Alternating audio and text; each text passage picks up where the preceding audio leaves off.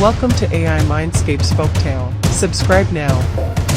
Please don't forget to click the notification button. Once upon a time, in a village called Hansuka, there lived a smart and beautiful girl named Stella. Sadly, her mother died when she was born. Stella's father remarried, and her stepmother was a wicked woman with a lazy daughter named Bridget. Stella and Bridget went to the same school, but Stella was brilliant while Bridget struggled to learn anything. This made the stepmother jealous, and she began to hate Stella. Stella, wash the plates. Stella, sweep the house. Stella, clean the compound. The poor girl did all the house chores without food. She grew thin and weak, while Bridget sat around eating and grew fatter every day.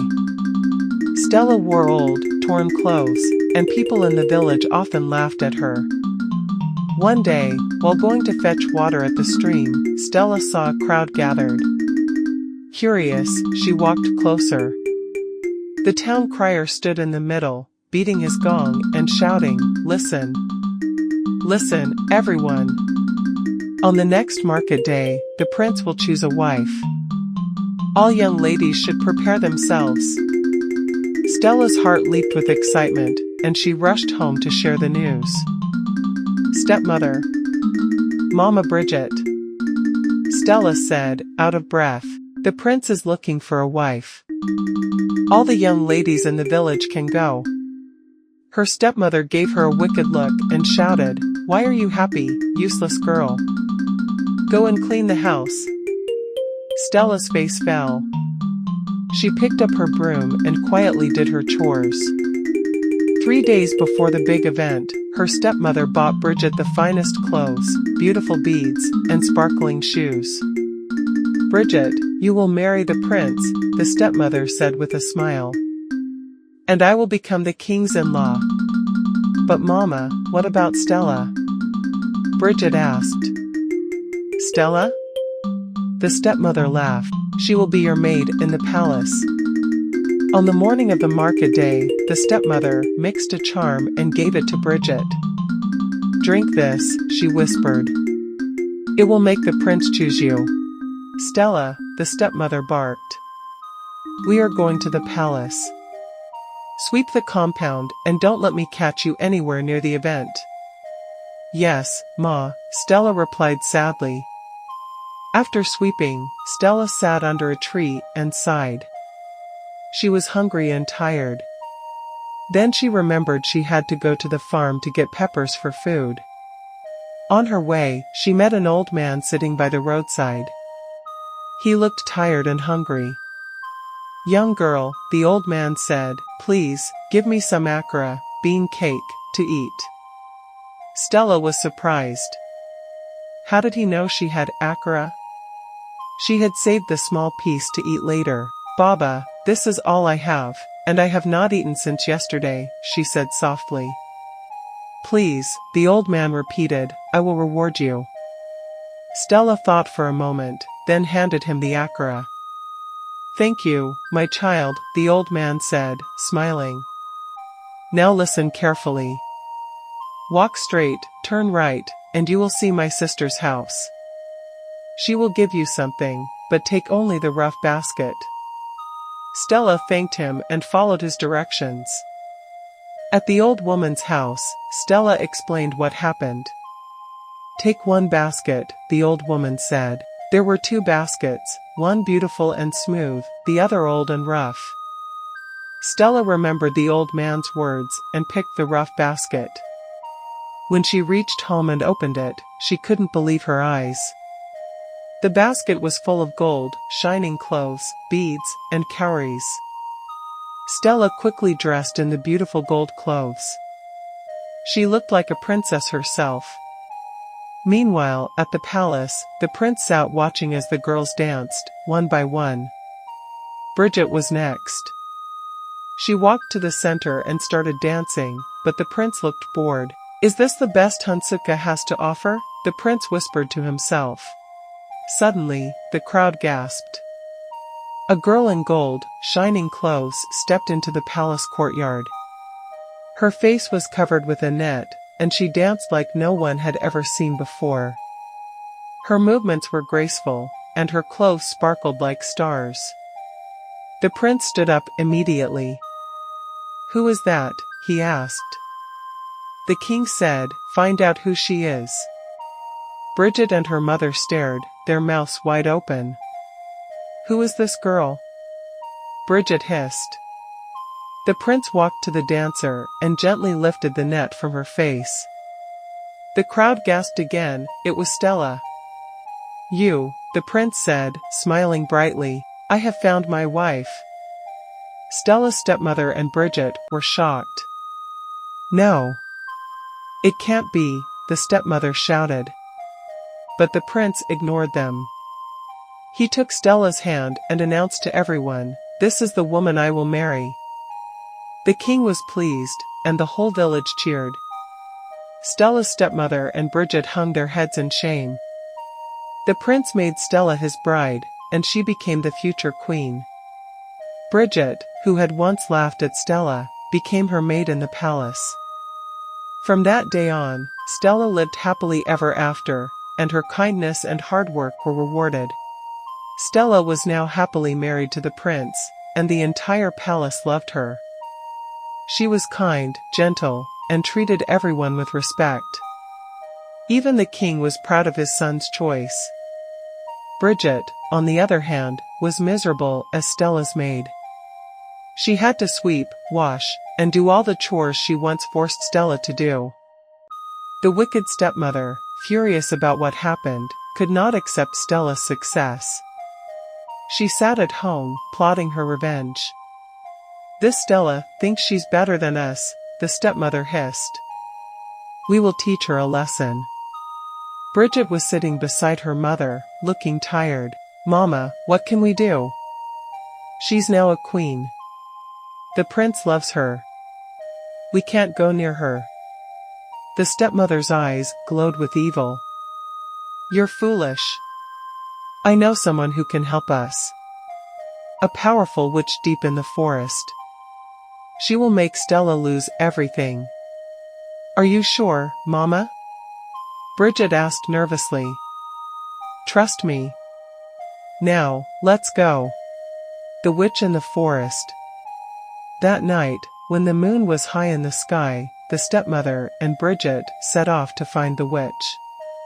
The forest was dark, and strange sounds echoed everywhere.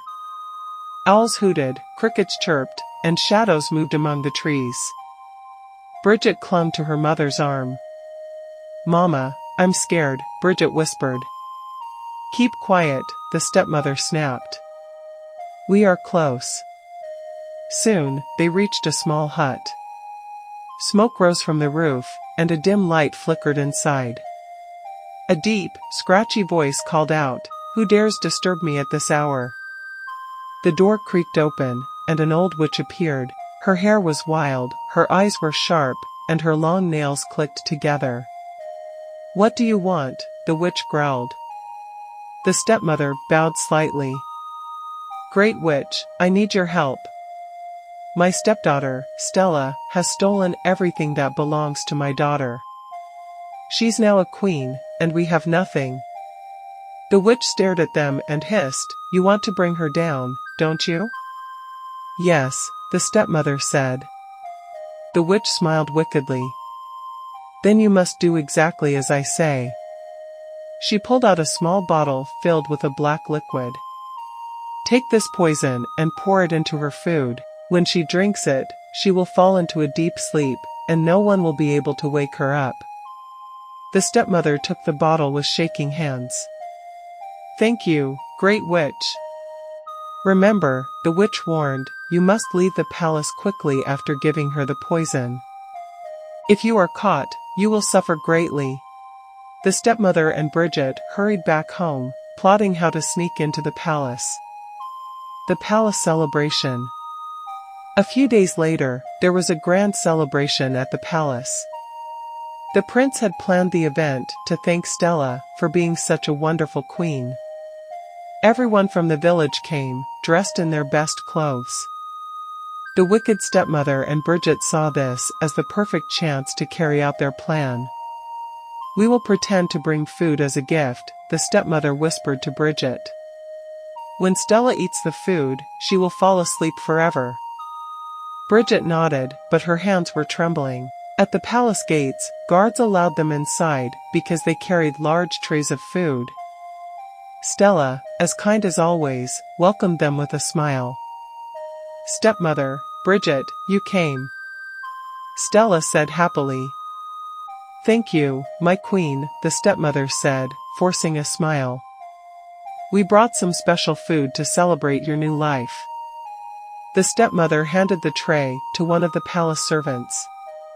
"Serve this to the queen," she whispered.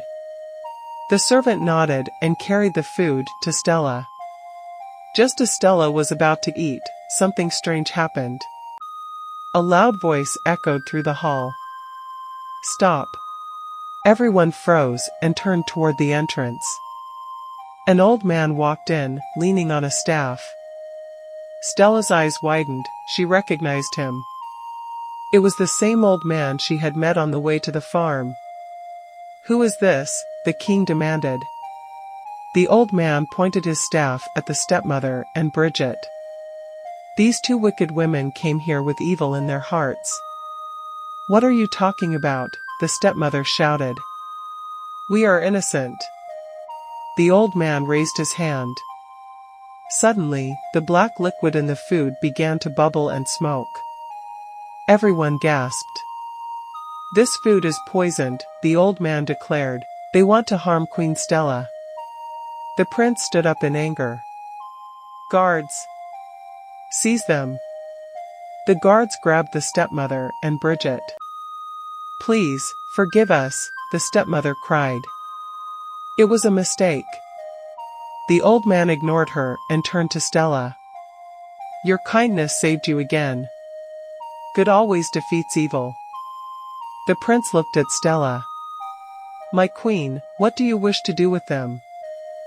Stella thought for a moment, then said softly, "Let them go. They are no longer a threat to me." The prince nodded. "Take them out of the palace and banish them forever." The guards dragged the crying stepmother and Bridget away. After that day, peace returned to the palace. Stella continued to rule beside the prince with kindness and wisdom. The village loved her, and everyone who heard her story admired her bravery and goodness. The wicked stepmother and Bridget lived in shame, wandering from village to village with no home or friends. The wicked stepmother and Bridget were thrown out of the palace. They wandered through the village in shame. People whispered and pointed at them wherever they went. "Look at them," a villager said. "Isn't that the woman who tried to harm Queen Stella?" another added. The stepmother glared at them. "Stop looking at me," she hissed, dragging Bridget along. "Mama, what do we do now?" Bridget whined. "I'm hungry, and we have nowhere to go." The stepmother was silent for a while. Her eyes darkened, and she clenched her fists. "We will not give up," she finally said. "That old man ruined everything, but I will find another way. This isn't over." The witch returns. Late that night, the stepmother returned to the forest witch. This time, the witch was waiting, her glowing eyes fixed on them. "So, you failed," the witch cackled. "I warned you not to get caught." The stepmother fell to her knees. "Please, great witch, help me one more time. I need to destroy Stella. She has made us outcasts." The witch shook her head. "You are full of hate, woman. I will help you, but the price will be heavy." "I don't care about the price," the stepmother cried. "I just want her gone." The witch gave an evil smile. She took out a small, black mirror and handed it to the stepmother. "This is a cursed mirror. Show it to Stella. When she looks into it, her beauty and strength will disappear, and she will fall sick. But remember," the witch warned, "if someone with a pure heart looks into the mirror, it will destroy you instead." The stepmother didn't listen to the warning. She grabbed the mirror and hurried out of the forest, pulling Bridget along. The palace festival. A few days later, there was another festival at the palace. Stella and the prince had invited the whole village to celebrate. Music played, dancers twirled, and everyone was happy. The wicked stepmother and Bridget saw this as their chance. They covered themselves with large cloaks and sneaked into the palace. Inside the palace hall, Stella was talking to guests, looking beautiful as always. "Now is the time," the stepmother whispered to Bridget. "Let's go." They walked up to Stella, pretending to be part of the crowd. Stella turned and saw them, surprised. "Stepmother? Bridget? Why are you here?" Stella asked kindly. "We came to make peace, my dear," the stepmother said sweetly, hiding the mirror behind her. Stella smiled, happy to hear this. "That is good. I believe everyone deserves a second chance." "Here, my daughter," the stepmother said, bringing out the black mirror. "This mirror is a gift for you. It will show you how truly beautiful you are." Stella looked at the mirror with curiosity. But before she could hold it, the same old man with the staff appeared again, his voice echoing through the hall. "Stop," he shouted. Everyone turned to look at him. The old man's eyes were fierce as he pointed at the stepmother. "You wicked woman! You have returned with more evil. What is he talking about?" Stella asked, confused. The old man snatched the mirror from the stepmother and held it up. "This is a cursed mirror. If you had looked into it, you would have lost your beauty and strength." The crowd gasped. The prince stood up angrily. "How dare you try to harm my wife again?" The stepmother screamed, "No. He's lying." But the old man ignored her. He turned the mirror toward the stepmother and Bridget. "Let's see who this mirror will truly destroy." The stepmother tried to run, but it was too late. The moment they looked into the mirror, a loud crackling sound filled the air. The mirror glowed bright red, and a strong wind swirled around the hall. "Ah!" the stepmother screamed as her face began to wrinkle, and her body weakened. She fell to her knees, holding her face. Bridget screamed too, running around in panic. The mirror shattered into pieces with a loud boom. Justice is served. When the dust settled, the stepmother and Bridget were lying on the ground, weak and powerless. The old man turned to Stella. "I told you, Queen Stella, kindness and a pure heart always win. Evil cannot harm you." The prince stepped forward. "Guards, take these wicked women to the edge of the village. They are banished forever." The guards dragged the crying stepmother and Bridget away, and this time, no one felt sorry for them. The villagers cheered. "Long live Queen Stella," they shouted. The old man visited the palace one last time. He smiled at Stella and said, "You have a heart of gold, my child.